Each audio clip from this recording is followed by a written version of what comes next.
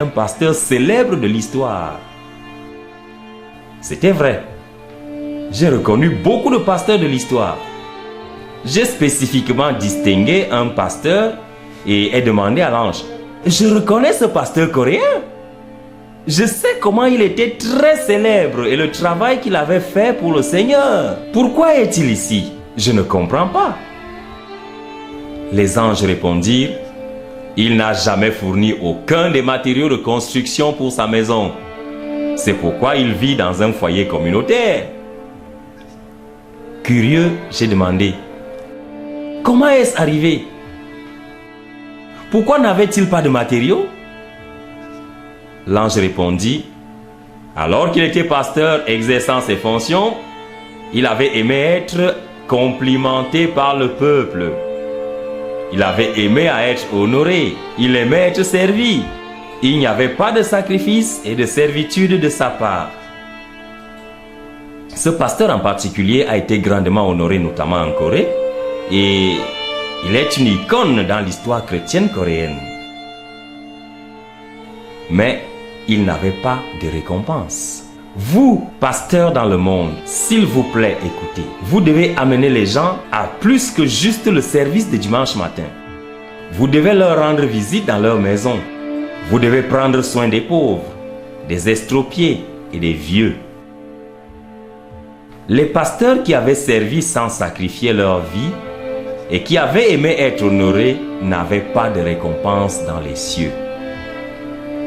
Après avoir été témoin de cette scène dans le ciel, et quand je suis revenu sur terre, j'ai immédiatement partagé tous mes biens, y compris mes 5 véhicules de luxe. Notre vie ne dure qu'un moment. Dans la Bible, la vie moyenne est d'environ 70 ou 80 ans. Mais ce n'est que Dieu qui sait quand une personne va mourir. N'importe qui peut mourir avant l'âge de 70 ou 80 ans. J'avais décidé de tout partager, même mes vêtements. Les gens que j'ai vus avaient reçu le salut dans la honte. C'étaient des pasteurs, des anciens, des diacres et des croyants ordinaires. Il y avait des multitudes d'anciens et de diacres dans cette maison plate miteuse. Mais bien sûr, elle était de loin mieux que l'enfer. Cependant, pourquoi quelqu'un voudrait-il entrer au ciel d'une telle façon? Je ne vais pas finir dans cet endroit honteux. Leurs habits étaient même défraîchis. Quelles sont les conditions que les chrétiens doivent remplir pour recevoir ces belles maisons au ciel? Premièrement, nous avons à évangéliser autant de personnes que possible. Comment devons-nous évangéliser? Écoutez ce que me dit l'ange. Supposons qu'il y ait un non-croyant qui ne connaît pas le Seigneur. Le moment où vous décidez d'évangéliser cette personne en particulier, les matériaux de construction pour vos maisons seront fournis. En priant sans cesse pour leur salut, davantage de matériaux de construction sont fournis. Vous devez continuer à veiller sur eux, leur rendre visite et continuer votre évangélisation. Cela va ajouter davantage de matériaux à votre domicile. Si une personne dit qu'elle ne peut pas se rendre à l'église parce qu'elle n'a pas de beaux vêtements, alors vous devez lui en fournir.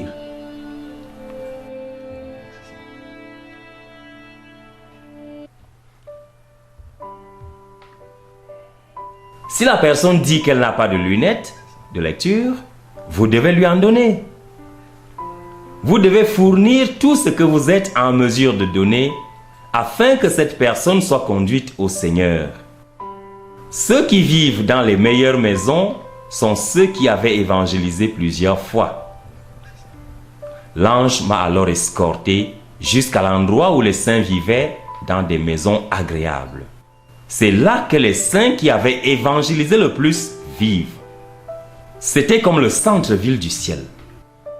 Dans l'histoire chrétienne, il y a 4 personnes qui avaient de plus grandes et de plus belles maisons. L'ange me montra la maison de l'évangéliste américain D.L. Moody, le pasteur britannique John Wesley, un évangéliste italien et un évangéliste coréen, pasteur Choi Gun-nung. Ces 4 personnes avaient les plus grands foyers au ciel.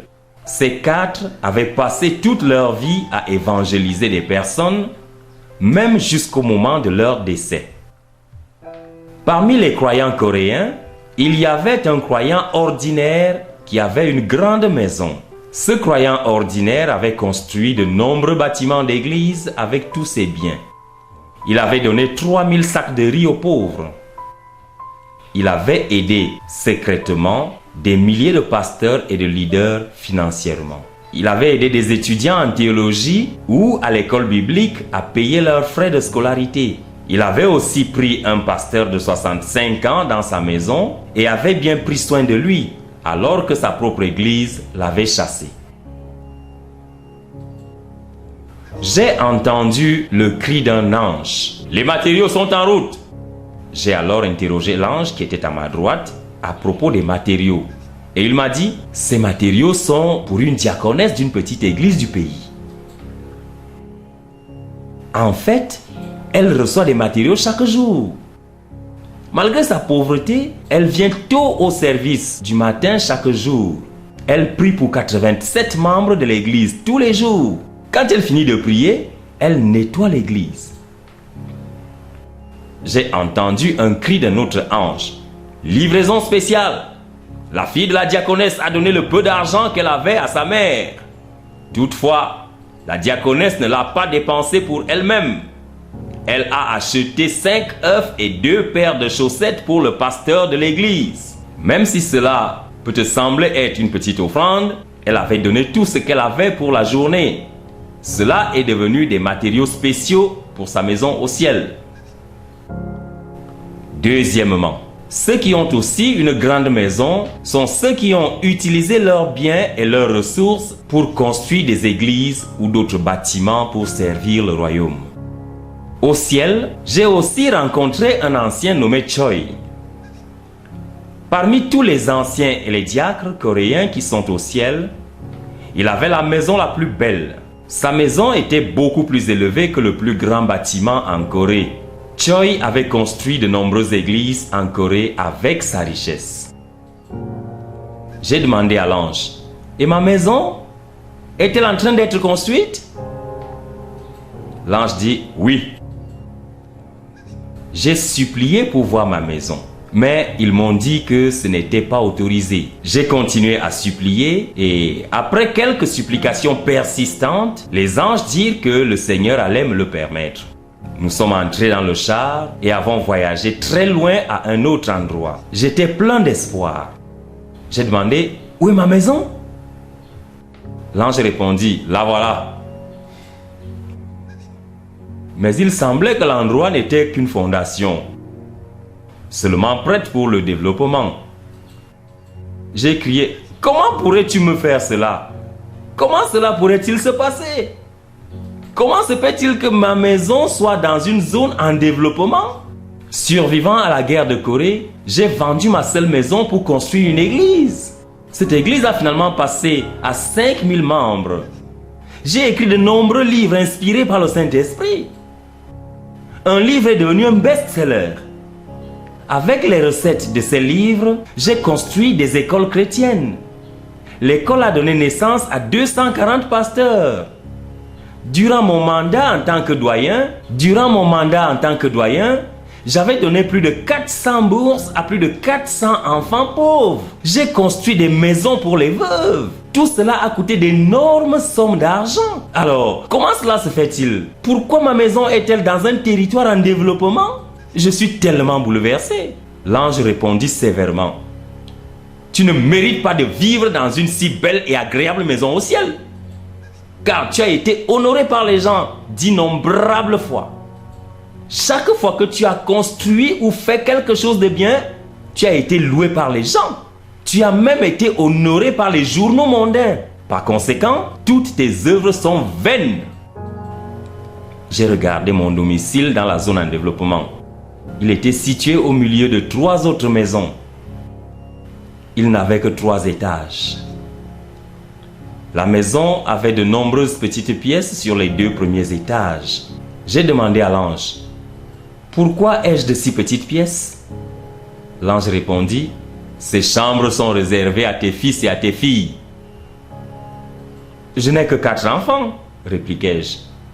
L'ange répondit, non, il ne s'agit pas de tes enfants terrestres, mais de ceux que tu avais évangélisés et qui sont sauvés.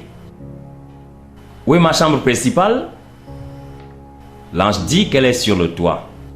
Cela m'a dérangé. Ma chambre n'était pas encore terminée. D'un ton irrité, j'ai dit, c'est si petit, pourquoi est-ce si difficile à terminer?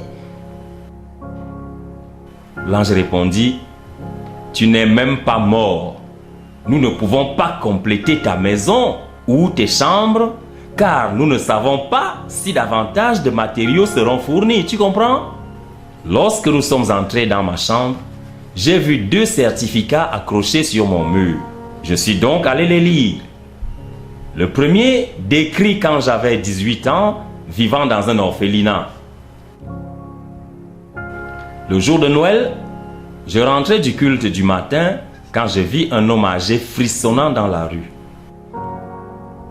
Je retirai ma veste et la lui donnai. Cet acte m'avait donné une récompense au ciel. Le deuxième certificat décrit le même incident. Mais il s'agissait d'un bout de pain que j'avais acheté pour le vieil homme avec le peu d'argent que j'avais. Le montant, ce n'est pas ce qui compte. L'acte doit être accompagné par une foi authentique. Le montant n'a pas d'importance. Nous avons quitté l'endroit et nous sommes repartis au dehors. Pendant le trajet, l'un des anges demanda, « Es-tu triste? Je vais te dire comment te construire une belle maison. » Le Seigneur a dit que quand tu vas retourner sur la terre, tu dois aller parler aux gens du ciel et de l'enfer, tels que tu en as été témoin.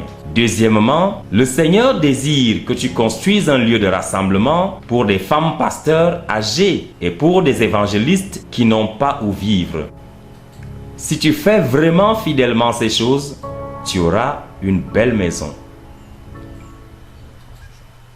La visite en enfer. Les 2 anges me conduisirent ensuite en enfer et dirent, « Maintenant, tu vas visiter l'enfer. »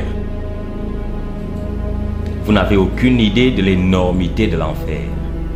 J'ai crié plusieurs fois, « C'est si grand! C'est si grand! C'est si grand! » C'est le lieu où les âmes qui sont maudites et qui reçoivent la damnation éternelle sont placées. C'était comme si l'enfer était 1000 fois plus grand que la terre. La moitié de l'enfer était de couleur rouge et l'autre moitié d'un noir épais.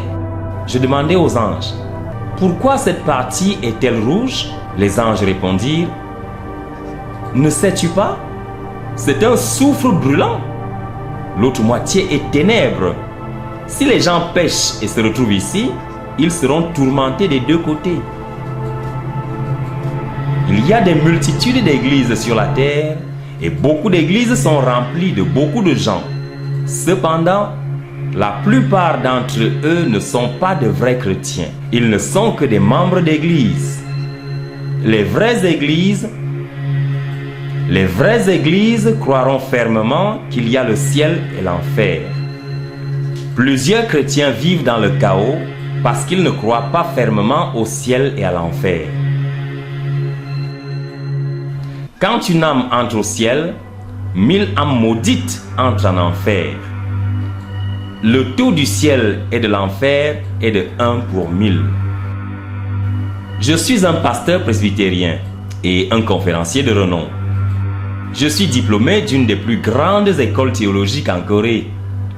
Je n'avais jamais cru ces histoires du ciel et de l'enfer. Mais maintenant, je suis celui qui écrit de telles expériences pour témoigner aux autres. Bien que vous puissiez croire que vous êtes chrétien, si vous vivez votre vie selon la volonté des démons, vous finirez en enfer.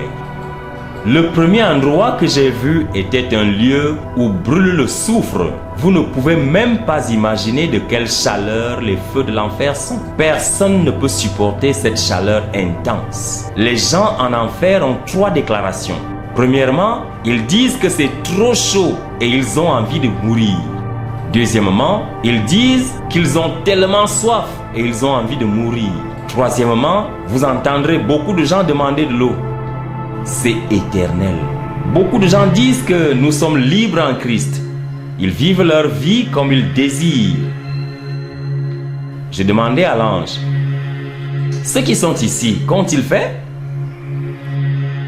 L'ange répondit, le premier groupe, ce sont les non-croyants.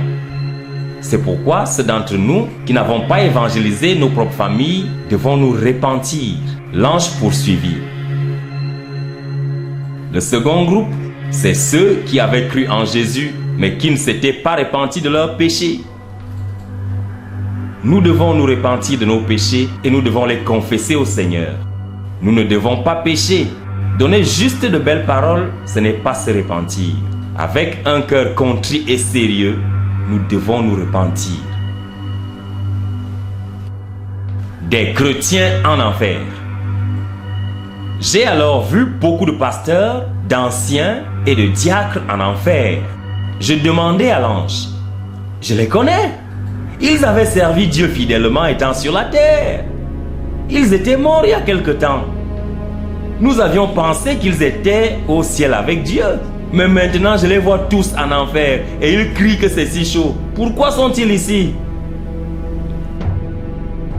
Il y avait tant de pasteurs, d'anciens, de diacres et bien d'autres croyants ordinaires.